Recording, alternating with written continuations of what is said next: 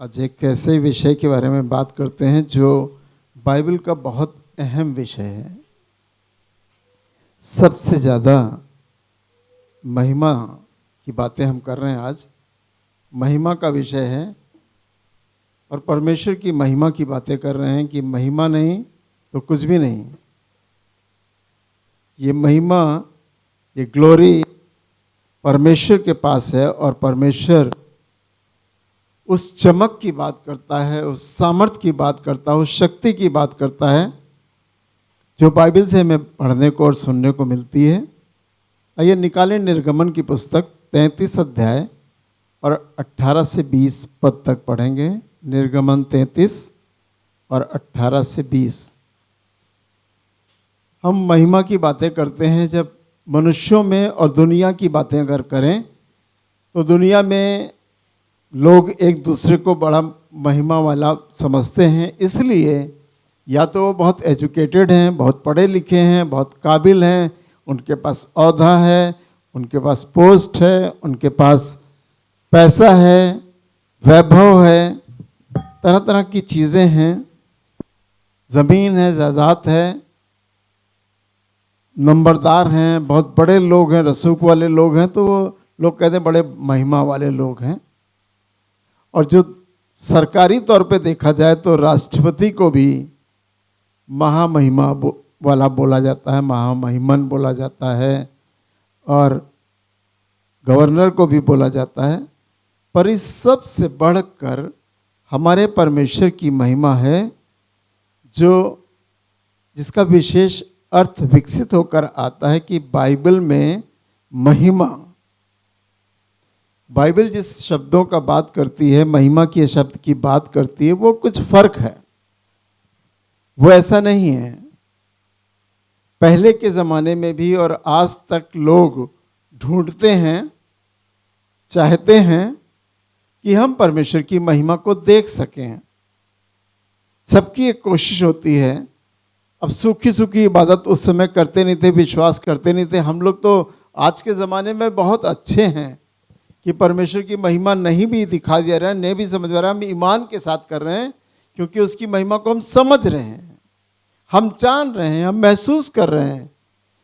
पर पुराने नियम में जब तक वो कुछ अद्भुत ना देख लें तो विश्वास नहीं करते थे। तो निर्गमन की पुस्तक 33 अध्याय और 18 और 20 पद में लिखा है, जी मुझे अपना तेज दिखा दे। मूसा भी कह रहा, जो विश्वास में पड़ा बढ़ा, सब कुछ सीख चुका है, सब कुछ जानता है, उसके बाद भी वो कह रहा है कि अपना तेज मुझे दिखा दे, अपनी महिमा मुझे दिखा दे। आज दुनिया की कोशिश यही है कि हम परमेश्वर की महिमा को देख लें, हम परमेश्वर की बातों को समझ लें, हम महिमा के नज़दीक पहुंच जाएं, उसकी महिमा के नज़दीक पहुंच जाएं, उसकी चमक की नज़दीक पहुंच जाएं, उसकी रोशनी में आ जाएं, उसकी वो वैभव जो परमेश्वर का है उसके हम बहुत समीप पहुंच जाएं। आपने देखा कि कितने लोग मर गए, 130 लोगों के मर जाने की खबर आपने टीवी में देखा होगे, और वो सब परमेश्वर की महिमा को खोजने वाले लोग हैं। यीशु मसीह कह रहा, मैं मार्ग सत्य जीवन हूँ, पर किसी को समझ ही नहीं आता है। वो परमेश्वर की महिमा को खोजने वाले लोग हैं जो 50,000 से ज़्यादा लोग इकट्ठा हुए थे, और बाबा ने सिर्फ ये कह दिया कि जो मेरी धूल को उठा लेगा उसके लिए धन और महिमा और ये और वो जो बोल दिया, बस वो चले और सबने धूल उठाना शुरू कर दी और आपस में लड़ मर के 130 लोग मर गए। कितने अभी हॉस्पिटल में एडमिट हैं? वो परमेश्वर की महिमा की तलाश में हैं। गलत नहीं है, महिमा की तलाश में है। हमारे परमेश्वर की महिमा कुछ फर्क है। पर मूसा कह रहा है कि परमेश्वर की महिमा मुझे दिखाई दे, मैं उस चमक को देख लूँ, मैं उस सामर्थ को समझ लूँ, परमेश्वर के नज़दीक पहुँच जाऊँ, कुछ अद्भुत काम को देख लूँ। और ये मांग कर रहा है परमेश्वर से, यहोवा से। जी उसने कहा, जी मैं तेरे सम्मुख होकर चलते हुए, परमेश्वर ने कहा मैं तेरे सम्मुख होकर चलते हुए, क्योंकि इतना बड़ा तेज है, महिमा उसकी इतनी बड़ी है, इतनी बड़ी महिमा है कि कोई उसे देख नहीं सकता। मूसा को एक बार पहले भी आपने सुना होगा कि परमेश्वर ने अपनी महिमा का दर्शन मूसा को दिया था। ना माचिस थी, ना कोई लकड़ी जलाई गई थी, पर फिर भी झाड़ी जल रही थी। बहुत देर से मूसा इस अद्भुत महिमा को समझ नहीं पा रहा था। अपने जानवर चरा रहा था और कह रहा था उधर देख रहा हूँ कि आग जल रही है और लकड़ी तो खूब चट चट चट चट जलने की आवाज़ सुनाई दे रही है, पर वो परमेश्वर की महिमा को समझ नहीं पा रहा था। हम परमेश्वर की महिमा को कई रूप में समझ नहीं पाते हैं कि वो कैसे हमको दिखाई दे रही है, कैसे उसकी सामर्थ्य हमारे अंदर आ रही है, किस तरह से हम विश्वास में बढ़ जाएं कि यह परमेश्वर की महिमा है। देखो यह परमेश्वर की महिमा है। पर मूसा बहुत पास गया, तब उस महिमा को दिखाने के लिए यहोवा ने कहा अपनी ज्योति उतार दे। इसका मतलब वो महिमा बहुत पवित्र थी, वो आग बहुत पवित्र थी जिसमें वो दर्शन दे रहा था, अपनी महिमा का दर्शन करा रहा था। पर मूसा अभी अज्ञान था। हम जिंदगी में बहुत बार अज्ञान होते हैं और हम नहीं समझ पाते हैं कि कैसे परमेश्वर की महिमा को हमने एक्सेप्ट किया, उस ज्योति को कैसे देखा। यीशु मसीह कहता है मैं जब जगत की ज्योति हूं, पर उस ज्योति की खोज नहीं कर रहे हैं। उस मिट्टी को उठाकर अपने ऊपर लगा लेने से लोग सोच रहे हैं महिमा पा जाएंगे। आज महिमा की सही खोज में कोई नहीं है। उस समय भी निर्गमन की पुस्तक बता रही है कि लोग अलग अलग तरीके से महिमा की खोज में थे। अगर मिलाप वाले तंबू में सब इकट्ठा होते थे, चर्च में सब इकट्ठा होते थे, भीड़ तंबू में इकट्ठा होती थी और मूसा भी वहाँ होता था, तो ये महिमा की तलाश में होते थे कि आज हम कैसे देखेंगे, कैसे जानेंगे कि परमेश्वर हमारे बीच में उपस्थित था। जी, अपनी सारी भलाई दिखाऊंगा। अपनी सारी महिमा का मतलब, जब आपको परमेश्वर अपनी महिमा दिखाएगा तो क्या दिखाएगा? अपनी सारी भलाई। अगर आप भलाई को समझ रहे हैं तो समझिए परमेश्वर की महिमा हमारे बीच में उपस्थित है, हमारे साथ है उसकी महिमा।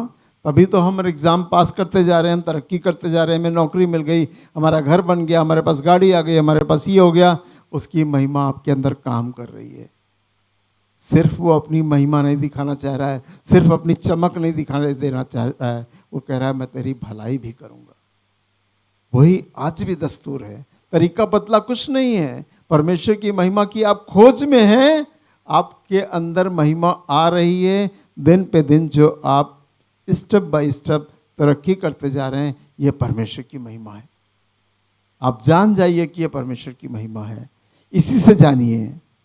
वो तो अज्ञान लोग हैं जिनको इन बातों की चर्चा सुनाई नहीं गई, इतना अच्छा प्रवचन उनके सामने रखा नहीं गया, इतनी अच्छी बातें बताई नहीं गई, और बाद में उन बाबाओं का हकीकत देखिए, कितने तो जेल में हैं और कितने अब जेल जाएंगे, कितने को अज्ञानता के कारण मेरी प्रजा बंधुआई में जाती है। हम कहते हैं एक बार उन साधुओं में से और दूसरे लोगों में से जो अज्ञान हैं, इस किताब को पढ़ लें तो अज्ञान नहीं रहेंगे। इस किताब में सारी भलाइयाँ छिपी हैं, हर बात का अर्थ इसमें मिलता है।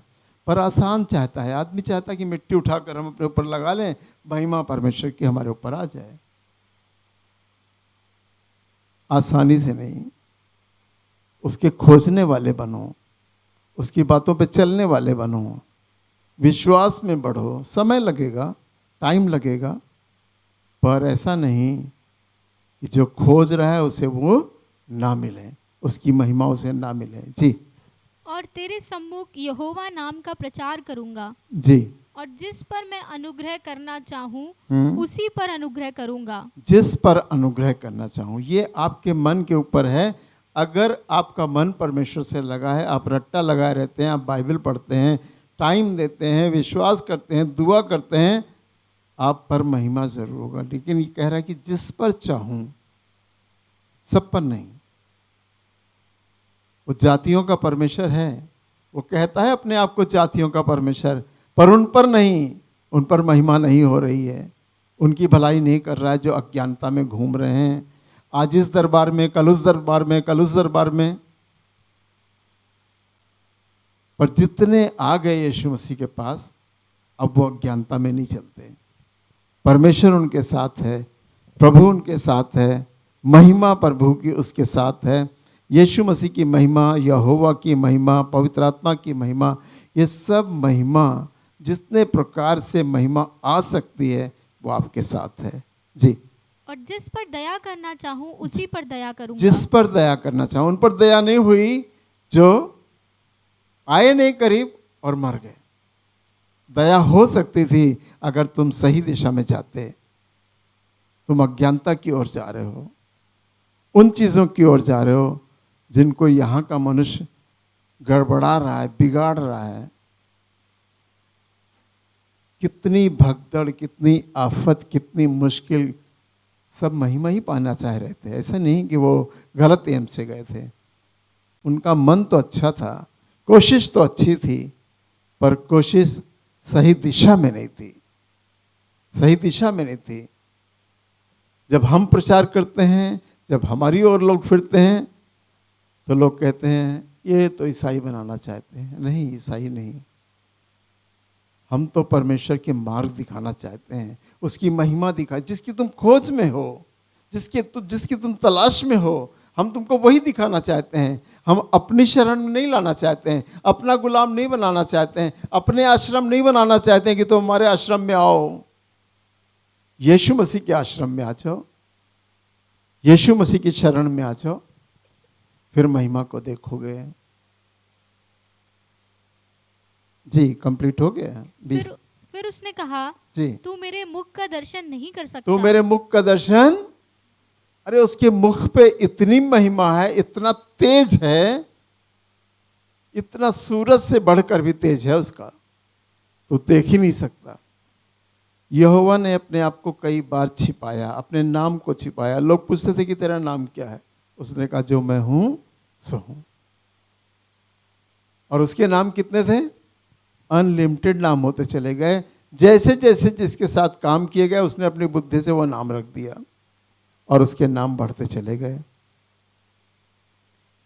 पर परमेश्वर के तेज को कोई देखने के लायक नहीं है।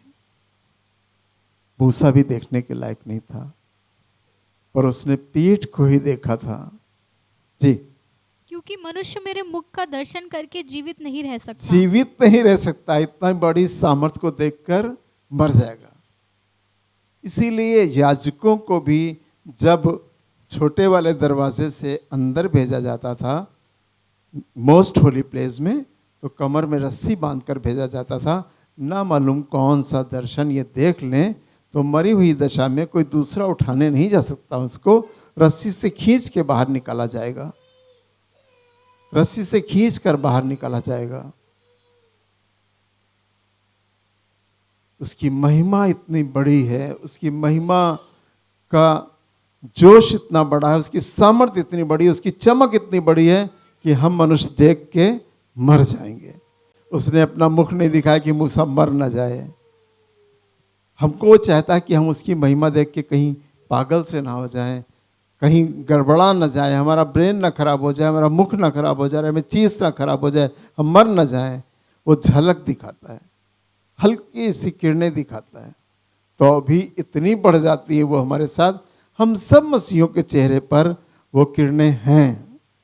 हमको दूर से लोग पहचान लेते हैं कि तुम क्रिश्चियन हो। हमारी पहचान उसकी महिमा का तेज हमारे मुख पर रहता है। जो मूसा पर आया, मूसा से कलीसिया पर आया, और मूसा ने अपने मुंह को इतना ढांक लिया था कि लोग इसके तेज को देख ना पाए। वो चमक, लोग सहम जाएंगे, डर जाएंगे। अब मूसा का सामना कोई नहीं करेगा। यहोवा का सामना मूसा नहीं कर पाया, मूसा का सामना लोग नहीं कर पाएंगे, इसलिए उसने अपना मुंह ढांप लिया था। जी, हो गया। एक जगह और चलेंगे, निर्गमन की पुस्तक में ही 40 अध्याय में कुछ आखिरी वाली 2-3 लाइनों को पढ़ेंगे। हमारी एक ओल्ड बाइबल है और एक न्यू है। न्यू में आयतों के कुछ नंबर हेरफेर हो गए हैं, तो 33 या 34 से पढ़ें। मैं सोचता हूँ 34 इसमें है ही नहीं, लेकिन हमारी ओल्ड वाली बाइबल में 34 भी है। जी, 40-34। तब बादल मिलाप वाले तंबू पर छा गया। बादल, अब ये बादल क्यों छा गया? परमेश्वर की महिमा को प्रकट करने का एक तरीका है मिलाप वाला तंबू। मान लीजिए ये घर नहीं है, तंबू है, बादल आकर इस पर छा गया, लोगों ने देखा भैया परमेश्वर आ गया, परमेश्वर की महिमा आ गई, बादल के रूप में परमेश्वर की महिमा यहाँ आ गई। जी। और यहोवा का तेज निवास स्थान में भर गया। यहोवा का तेज उस निवास स्थान में भर गया, उसकी ज्योति चमक गई, उसकी रोशनी आ गई। कभी कभी मैं,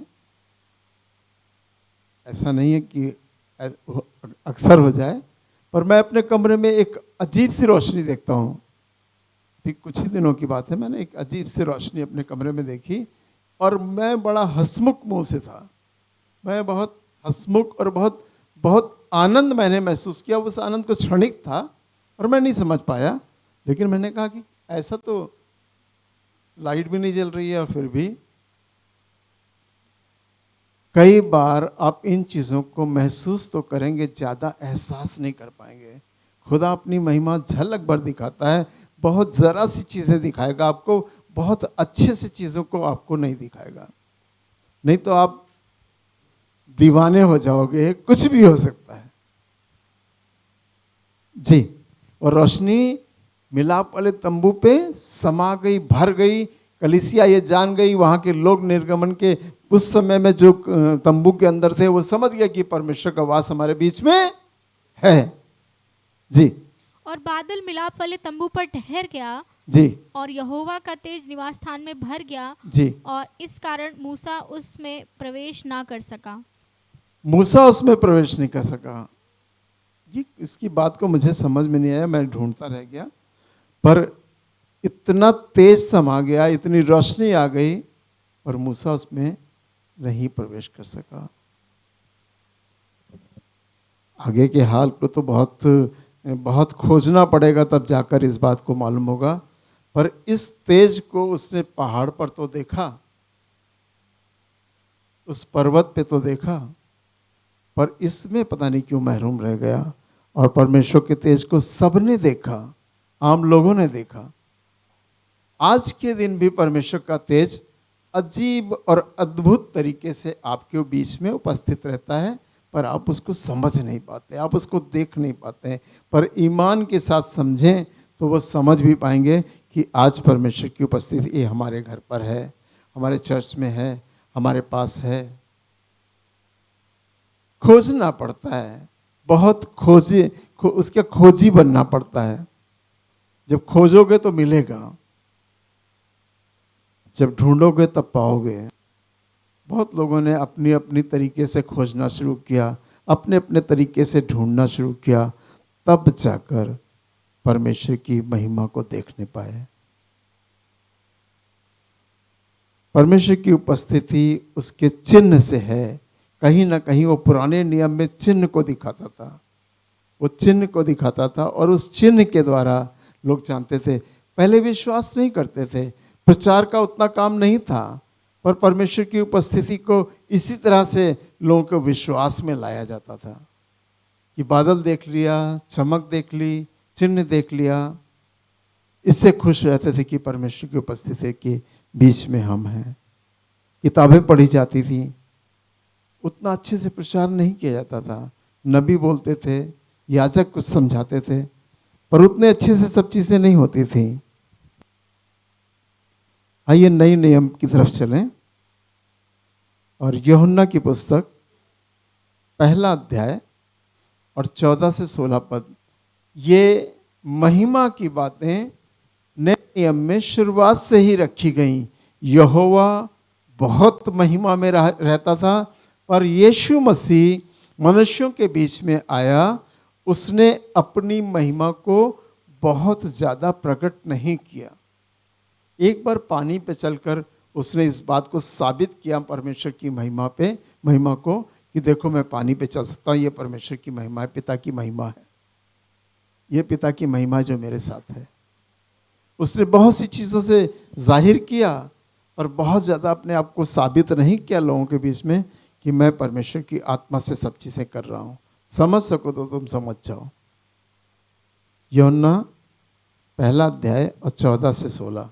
और वचन देहधारी हुआ जी और अनुग्रह और सच्चाई से परिपूर्ण होकर जी हमारे बीच में डेरा किया। हमारे बीच में उस महिमा का डेरा हो गया। यीशु मसीह में उस महिमा का डेरा, यीशु मसीह के जरिए से उस महिमा का डेरा हमारे बीच में हो गया। जी और हमने उसकी ऐसी महिमा देखी हमने उसकी ऐसी महिमा देखी जैसी पिता के इकलौते की महिमा। जैसे पिता के इकलौते की महिमा। साबित किया जा रहा है कि वो परमेश्वर का पुत्र है, पर तुम कितना विश्वास करते हो? जो पुत्र पे विश्वास करेगा वो सब कुछ पालेगा। हमें पुत्र पे विश्वास करना, यीशु मसीह पे विश्वास करना। उसकी ऐसी महिमा देखी जैसे परमेश्वर के पुत्र की। है तो पुत्र, क्या तुम जान रहे हो? क्या तुम विश्वास कर रहे हो? कई बार अगर कुरान से भी टक्कर लेकर पूछी जाए बातें,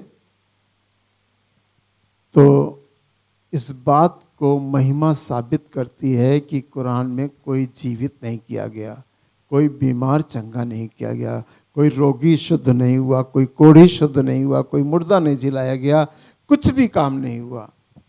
जब उनसे पूछा जाता है तो बड़े बड़े आलिम फाजिल बोलते हैं कि हाँ भाई, ईसा अलैहिस्सलाम वो बस एक बात नहीं मानते कि खुदा का बेटा, ये बात नहीं मानते, और हम ये बात मानते हैं, इसलिए हमारा ईमान पुख्ता और मजबूत है। उनका ईमान, हाँ वो आएगा। अरे जब न्याय होगा तो कौन आएगा? उनकी किताब भी बता रही है कि वो ईसा अलैहिस्सलाम आएगा, न्याय उसके द्वारा होगा, न्याय उसके द्वारा होगा। ये बात मानते हैं। गैब का खजाना उसके पास है, ये बात मानते हैं। बहुत सी बातें और लिखी हैं, वो उसको मानते हैं। पर आखिरी नमाज इसीलिए पढ़ी जाती है। और न्याय तो पूरे संसार का करने कौन आएगा? चाहे वो कुरान वालों का हो, चाहे किसी और का होगा। मनुष्यों का न्याय करने कौन आएगा? यीशु मसीह। सबका परमेश्वर है, वो जातियों का परमेश्वर अपने आप को बताता है। तुम जाके मट्टी लेने जा रहे हो, जाओ भैया लो, तुम्हें जो समझ में आ रहा तुम वही कर लो। अगर साधुओं की बातें गहराई से आपको बताएं तो आप सुन नहीं पाओगे। जो चीज़ें उन्होंने खुलासा की, जो गवाहों ने आकर टीवी पर बोला, उनकी हरकतों की बातें, उनकी बरकतों की बातें नहीं, हरकतों की बातें, हरकतों की बातें टीवी पर आकर लोगों ने बयान दिया, और इतनी धमकी मिली कि वो घर छोड़ के भाग भी गए। उन्होंने सब बताया कि कैसे कैसे क्या क्या करते हैं ये। और अगर महात्मा हो, साधु हो, भाई अपने पैर की धूल ड्रमों में भरवा के रखा दो, कह दो ड्रम लगे चारों तरफ, मेरे पैर की धूल ले लोगे, अपने घर में डाल लोगे तो धनवान हो जाओगे। नहीं, मंच से बोल दिया मेरे पैर की धूल ले लोगे तो तुम महिमान्वित हो जाओगे, ये हो जाएगा, वो हो जाएगा, आडंबर। और सब भागे, कहीं जल्दी से भागो और पैर की धूल ले लो, और सब मर गए। कितने मर गए? ये अद्भुत काम है इस देश में, इस संसार में, ये अद्भुत काम है। पर यीशु मसीह की महिमा, इतनी महिमा है कि आप एक बार आ जाओ तो उसके महिमा के कार्यों को देख देख के थक जाओगे, और वो महिमा के कार्य आपके जीवन में होते रहेंगे। जी। यूहन्ना ने उसके विषय में गवाही दी जी और पुकार कर कहा, जी ये वही है जिसका मैंने वर्णन किया कि जो मेरे बाद आ रहा है वो मुझसे बढ़कर है, क्योंकि वो मुझसे पहले था। मानो तो यूहन्ना एलिया की आत्मा से आया था। एलिया की आत्मा को यूहन्ना की तरह जंग में भेजा गया था, और ये पूछताछ कर रहा है और कह रहा है और बता रहा है कि ये वही है जो मेरे बाद आने वाला था। इसकी महिमा बड़ी है, मेरी महिमा तो कुछ भी नहीं है, मेरी महिमा तो कुछ भी नहीं है, पर इस परमेश्वर की, यीशु मसीह की महिमा बहुत बड़ी है। भजन संहिता निकालेंगे।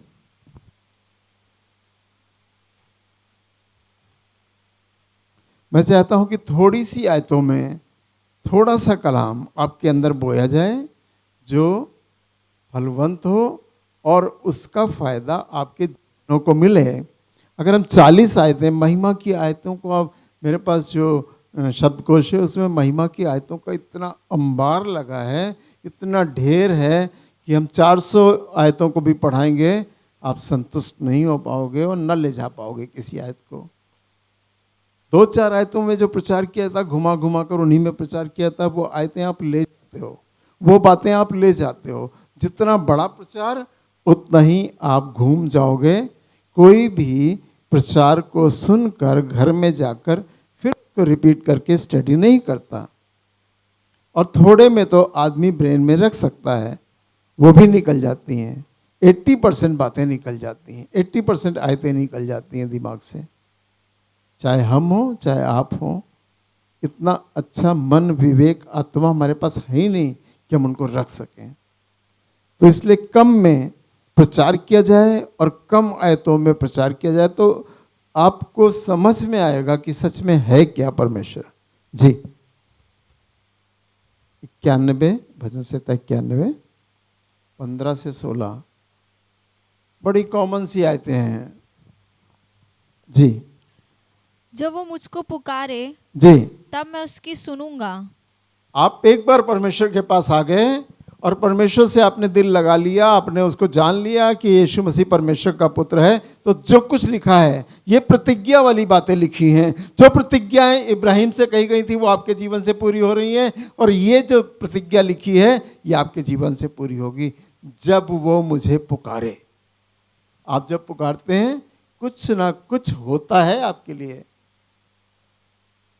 पुकारना हमारे ईमान को दिखाता है। आप ये मत समझिए कि सब चीज़ों का आंसर आज ही आ जाएगा। आंसर आए या ना आए, पुकारने वाले के लिए इतना बड़ा ऑप्शन खुला है। आंसर आपकी तकलीफ का, बीमारी का, तरक्की का, आशीष का, बरकत का, किसी तरह का आंसर जो दुआएं कर रहे हैं उसका आंसर आए या ना आए, लिखा है जो मुझे पुकारे। तो आप पुकारने वाले हैं, आप उसको पुकारते हैं, आपका संबंध, आपकी वो प्रतिज्ञाएं आपके साथ जुड़ रही हैं। जी जब वो मुझे पुकारे तब मैं उसकी सुनूंगा। तब मैं उसकी सुनूंगा। अब सुनकर परमेश्वर की मर्जी है कि वो आपको आंसर दे या ना दे। आपकी जो मांग है उसको उसने सुना, अब सुनकर वो आपके मौफिक पूरा करे या ना करे ये उसकी मर्जी है। जब वो मुझे पुकारे तब मैं उसकी सुनूंगा। अच्छी बात तो सिर्फ इतना ही सेंटेंस मुझे सेटिस्फाइड कर देता कि पर कम से कम यहोवा ने, परमेश्वर ने, यीशु मसीह ने ये बात कही कि जब वो मुझे पुकारे तब मैं उसकी सुनूंगा। रात में, दिन में, सुबह शाम, कभी भी मुझे पुकारे मैं उसकी सुनूंगा। हम संतुष्ट हो गए इस बात से। मेरा मन संतुष्ट हो गया, मेरा विवेक संतुष्ट हो गया, मेरी आत्मा संतुष्ट हो गया, मेरा हृदय संतुष्ट हो गया, मेरा ईमान संतुष्ट हो गया। मैंने पुकारा और परमेश्वर ने सुना है। जी संकट में मैं उसके संग रहूंगा। अब इससे बड़ी क्या बात हो सकती है।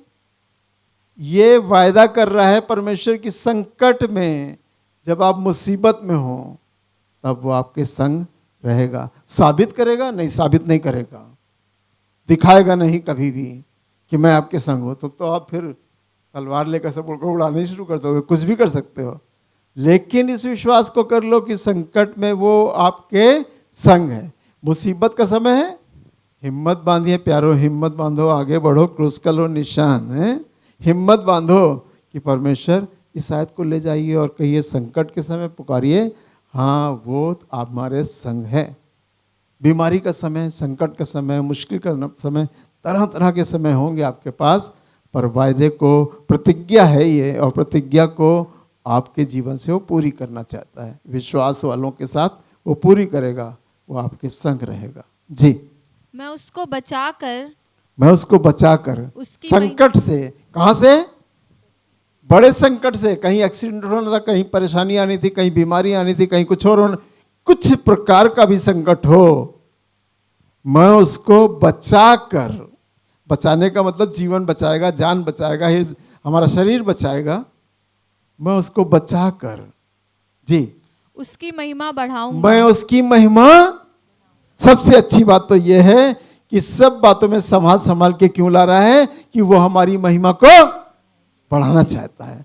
हम उसको महिमा देते देते थक जाते हैं और हमारा कुछ होता ही नहीं। नहीं, वो आपकी महिमा को बढ़ा रहा है। हमारी जॉब में तरक्की, हमारी दुनियावी चीज़ों में तरक्की, हमारा पद ऊंचा, हमारा कद ऊंचा, हमारी पढ़ाई ऊंची, हमारे ये ऊंचा, सब चीज़ों में वो आपको महिमान्वित कर रहा है। सिर्फ महिमा लेना नहीं जानता, वो देना भी जानता है। वो महिमा देना भी जानता है। आप उसकी महिमा की बातें करते हो, वो अपनी महिमा आपको दे देता है, ट्रांसफर कर देता है। अच्छी बात तो यह है कि हमारा परमेश्वर दुआओं से महिमा देता है। हमारा परमेश्वर मिट्टी और धूल से महिमा नहीं देता। साधुओं संतों की पाँव की धूल से हमें महिमा नहीं मिलती। हमें महिमा किससे मिलती है? परमेश्वर के वायदे से, प्रतिज्ञाओं से वापस लौट लौट के महिमा आती है हमारे ऊपर और हम महिमान्वित हो जाते हैं। एक अच्छी शक्ल हो जाती है, एक अच्छा ख्याल हो जाता है, एक अच्छा मिजाज हो जाता है। गाली हमारे मुंह पे आती नहीं है, गुस्सा हमें चढ़ता नहीं है, बुराई हमसे होती नहीं है, पाप हमसे दूर रहता है, क्योंकि हम महिमान्वित हैं। हम आत्मा से भरे हुए लोग हैं। जी, मैं उसको दीर्घायु से तृप्त करूंगा। और अच्छे वायदे हैं। महिमा जब आएगी परमेश्वर की महिमा आएगी तो आपको क्या करेगा? दीर्घ आयु से। कितने लोग चाहते हैं कि 70 साल में मर जाएं? कोई चाहता है? कोई नहीं चाहता ना, कोई नहीं चाहता। और उसका वायदा क्या कह रहा है?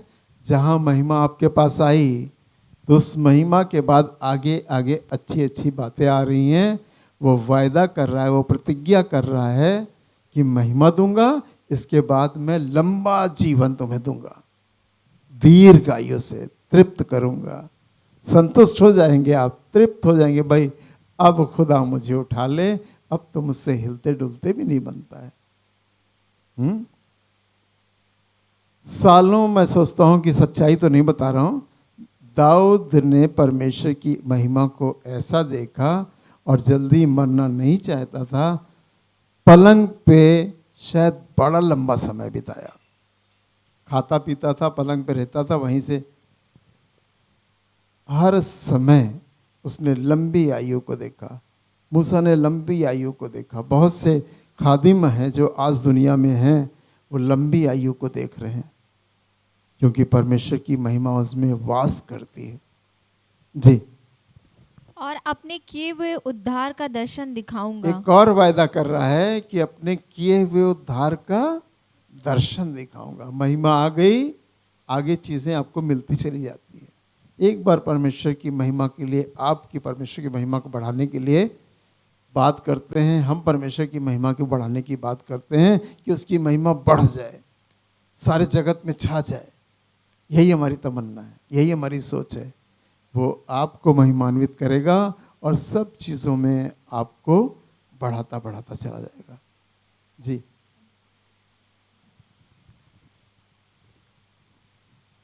यहूदा की पुस्तक 5वां अध्याय, यहूदा की पुस्तक 5वां अध्याय। अच्छा, सब ढूंढने लगे क्या? ढूंढिए नहीं, यहूदा की पुस्तक खोलिए और 24 आयत। अब जो तुम्हें ठोकर खाने से बचा अब जो तुम्हें ठोकर खाने से बचा सकता है। महिमा आ गई आपके ऊपर, अब ठोकर नहीं लगेगी आपको। एक बार परमेश्वर की महिमा आ गई, ठोकर से मुक्त हो गया। अब ठोकरें नहीं। कितनी ठोकरें खा रहे हैं दुनिया का आदमी, यही रो रहा कि हम कितनी ठोकरें खा रहे हैं। देखो वहां गए थे, इंटरव्यू दिया, वहां नहीं हुआ, यहाँ देखो एडमिशन नहीं हुआ हमारे बच्चे का, हम कितनी ठोकरें खा रहे हैं, कितनी ठोकरें खा रहे हैं। दुनिया के लोग तो यही गाना गा रहे हैं कि हम कितनी ठोकरें खा रहे हैं। पर हमारा परमेश्वर क्या कह रहा है? अब जो तुम्हें ठोकर खाने से बचा सकता है, ऐसा परमेश्वर अब जो तुम्हें ठोकर खाने से बचा सकता है। अब ठोकर नहीं लगेगी हमें, यीशु मसीह अब हमें ठोकरें नहीं लगेंगी। अब तुम्हें दर दर की ठोकर नहीं खानी पड़ेगी, क्योंकि तुम परमेश्वर में आ गए हो, परमेश्वर की महिमा तुम्हारे पास आ गई है। इसलिए अब तुम्हें दर दर की ठोकरें नहीं खानी है। अब जो तुम्हें ठोकर खाने से बचा सकता है, ये कलाम का वायदा है। ये वायदा है, ये प्रतिज्ञा है, मान लीजिए। आप आ जाइए परमेश्वर के करीब और समझ लीजिए कि वो कह रहा है कि अब जो तुम्हें ठोकर खाने से बचा सकता है, कोई बचा नहीं सकता। मैं बचा सकता हूँ ठोकर खाने से, अब तुम्हें ठोकरें नहीं लगेंगी। किसके कारण से ठोकर लगी? ठोकरों के बारे में तो बहुत सा जिक्र बाइबल में दिया ना।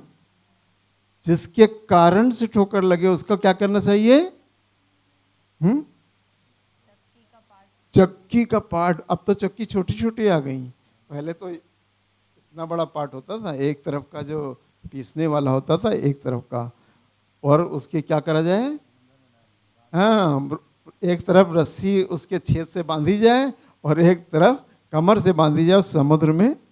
जब निकल के दोबारा नहीं आना, तुम्हारे कारण से ठोकर लगी। देखा, तुमने कहा था जाके वहां इंटरव्यू दे देना, तुम्हारा हो जाएगा। कहाँ हुआ हमारा? झूठ हमको भेज दिया, वहां पैसा चल रहा है। अब जो तुम्हें ठोकर खाने से बचा सकता है, हमारा परमेश्वर ठोकर खाने से बचा सकता है जी। सब ठोकर ही खाकर तो गिर रहे थे। जो 130 मर गए वो सब ठोकर ही खा रहे थे। उससे टकराए, इससे टकराए, उससे टकराए, कुचले गए, ठोकर खाए थे। पर हमें तो हमारा परमेश्वर कह रहा तुम्हें ठोकर खाने से बचा लूंगा। अब जो तुम्हें ठोकर खाने से बचा सकता है और अपनी महिमा की भरपूरी और अपनी महिमा की भरपूरी में के सामने अपनी महिमा की अरे, अभी तक तो हम परमेश्वर की महिमा की खोज कर रहे थे, और अब वो खुद ही कह रहा है कि अपने परमेश्वर की महिमा की भरपूरी के सामने मगन हैं। अरे मगन हो जाइए, यीशु मसीह के सामने आप खड़े हैं। अब मगन कब होता है आदमी? जब बहुत आनंद आ जाता है उसके पास, बहुत खुशी आ जाती है, तभी मगन होता, नहीं तो मगन नहीं होता है। संतुष्ट और मगन थोड़ा मिलते जुलते वर्ड हैं। बहुत से रुपया मिल जाए तो आदमी संतुष्ट रहता कि अरे अब क्या करना है, अब तो बहुत, लेकिन संतुष्ट नहीं होते हैं, संतुष्ट नहीं होते हैं। हमारे ऊपर महंगाई का बोझ बढ़ता जा रहा है। आप सब सीख लीजिए, जान लीजिए, आप लोग आइडिया रहता है कि नहीं कुछ। पहले तो फ़ोन का शौक दिला दिया, एक नहीं हमने दो दो रख लिए, और हमने सारे बैंकों में बांट दिए उनके कहने से। अब तो मैसेज आता तभी मालूम होता कि 220 रुपये आए, अच्छा हाँ 1200 आ गए, ठीक ठीक ठीक, वो आ गए। पेंशन आई, हाँ हाँ आ गई आ गई। अब तुमने हमको आधारित कर दिया, फ़ोन आधारित कर दिया। अब तुमने 50-50 रुपये रिचार्ज बढ़ा दिया। 4 तारीख को रिजल्ट आने थे, रिजल्ट पहले फ़ोन वालों के आ गए। 40-40 रुपये, 30-30 रुपये, 50-50 रुपये सब ने बढ़ा दिए। अभी तक सब सोए हुए, कोई जागा ही नहीं। अरे भैया उपद्रव करो, जाओ खड़े हो जाओ, कहीं धरना दो, इनको बताओ कि ये जो फ़ोन वाले जो सिस्टम है, पहले कहते जियो और अब मरने की हालत में ले आ रहे हैं हम लोगों को। पहले कहते जियो और मरने की हालत में ला रहे हैं। हम लोग सोच रहे थे कि 149 रुपये का चार्ज करा लेंगे और जियो जियो, और अब वो हो रहा 400 का, अब मरो। अब मरो नहीं तो क्या करो, करना तो है ही रिचार्ज, चाहे 400 का कर दो। कोई जुबान नहीं खोल रहा, कोई नेता नहीं बोल रहा है।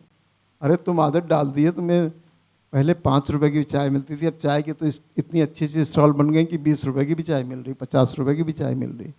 पर चाय नहीं पियेंगे तो काम चल जाएगा, पर जियो नहीं तो मरो, क्या करो, डलवाओ उसमें भी ये 400 का, जियो नहीं तो मरो। तो ये हाल है जी। और कुछ बचा आयत में? मगन और निर्दोष करके खड़ा कर सकता है। सबसे बड़ी बात मगन, और उसके बाद निर्दोष। उसकी महिमा से हम क्या हो जाते हैं? निर्दोष हो जाते हैं। दोषित तो हम बहुत हैं, पापी तो हम बहुत हैं, गुनाह तो हमने बहुत किया है, बचपन से गिनाएंगे तो बहुत गुनाह किया, बहुत गलतियां किया। खुदा उसमें खुश है कि नहीं खुश है? पर आज मौका दे रहा, महिमा की हुजूरी में जो आ गया है, अब उसे क्या कर रहा है? निर्दोष खड़ा कर रहा है। परमेश्वर की महिमा के सामने निर्दोष खड़ा हो जाना, अरे समझो स्वर्ग का राज्य तुम्हें मिल गया, स्वर्ग का राज मिल गया। और जो अज्ञानता के कारण जा रहे हैं ना, जो अज्ञान है, हम अपने से मसीहों से छोड़ के बात कर रहे हैं, जो अज्ञान है तो उनके पुरदादा क्या कहते हैं अरे तुम भी खूब करो। अपने पोतों से कह रहे हैं जितना ले सकते हो ले लो, जितना चुरा सकते हो चुरा लो, मार सकते हो मार लो। अब यहाँ नरक में जगह नहीं है, हम भी दीवार पे बैठे हैं, नरक की दीवार के इसी पार बैठे हैं, दीवार में उधर जाने की जगह नहीं, नरक भर गया है। खूब करो बेईमानी, खूब करो बेईमानी, नरक में जाने की जगह नहीं है। दादा बोल रहे हैं हम भी तो दीवारी पे बैठे हैं, नरक में जाने की जगह नहीं। तो हम बुराइयों से बचे रहते हैं, हम निर्दोष रहते हैं, हम निर्दोष, उसकी महिमा में निर्दोष, जी निर्दोष करके खड़ा कर सकता है। और कुछ भी है उसके आगे। पौलुस, एक मिनट, पौलुस ने अपने खत्म करते करते बेनेडिक्शन दिया है। अपने जितनी किताबें लिखी उसमें उसने बेनेडिक्शन का हवाला दिया है और बेनेडिक्शन के द्वारा, आशीष के द्वारा खत्म किया है। पर एक चैप्टर लिखने वाला यहूदा, इसकी बात मुझे समझ में आई कि बेनेडिक्शन किसी और किताबों में नहीं मिलता है, इसमें शायद बेनेडिक्शन है। जी, उस एकमात्र परमेश्वर हाँ, और हमारे उद्धारकर्ता की महिमा और गौरव, और महिमा और गौरव, महिमा तो मैं आज बात कर रहा हूँ, तो महिमा और गौरव, जी, और पराक्रम और अधिकार पराक्रम और अधिकार हमारे प्रभु यीशु मसीह के द्वारा, हमारे प्रभु यीशु मसीह के द्वारा, जैसे सनातन काल से है, जैसे पुराने जमाने से है, अब भी और अब भी हो, अब भी हो, आमीन, और युगानुयुग रहे, और आमीन। युगान युग रहे, आमीन। ये बेनेडिक्शन है, ये बेनेडिक्शन है जो मैं बेनेडिक्शन देता हूँ। अब मैं सोच रहा हूँ कि इसको चेंज करके इस तरह का बेनेडिक्शन बनाऊँ, कुछ काट छाट करके बेनेडिक्शन, ये भी अच्छा लग रहा है। हमने तो पौलुस के उसमें से बेनेडिक्शन निकाला है, पर बेनेडिक्शन ये भी बहुत अच्छा है। आशीष वचन ये भी बहुत अच्छा है। कहीं और मौका मिलेगा तो मैं ये आला बेनेडिक्शन छाट काट के सेट करके कम लाइनों में ये बेनेडिक्शन तैयार करूँगा। ये आशीष यहूदा की एक पुस्तक में मिलती है, एक अध्याय वाले में, और पौलुस में तो हर एक में वो अपनी आशीषों के साथ, बेनेडिक्शन के साथ ख़त्म करता है। तो आज मैं बात कर रहा था कि परमेश्वर की महिमा, आप परमेश्वर के लिए महिमा खोजिए, परमेश्वर आपको महिमा देता जाएगा और आप इतना महिमान्वित होंगे। जो बातें हमने आज आपको पढ़ाई, जो बातें आपको सिखाई, ये महिमा आप तक पहुंचने वाली है। विश्वास कीजिए, जीवन अभी बहुत लंबा है, महिमान्वित हो जाएंगे, दीर्घायु हो जाएगी। जितनी बातें मैंने बताई वो सब जो महिमा की खोज में लगे रहते हैं, जो महिमा की खोज करते हैं, जो महिमा परमेश्वर को देना चाहते हैं, glory to God, glory to God बोलते रहते हैं, परमेश्वर को आदर और महिमा देते रहते हैं, अपने कामों से, अपने हृदय से, अपने विचारों से, अपनी प्रार्थना से, दूसरों के द्वारा।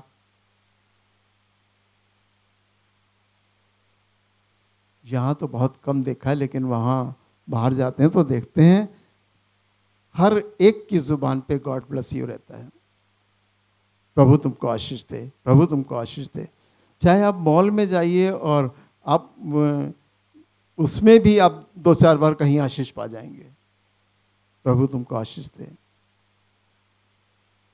ये चीज़ें व्यर्थ नहीं जाती, वो महिमा के द्वारा आती हैं आपके पास, वो महिमा आती है, वो आशीष आती है आपके पास।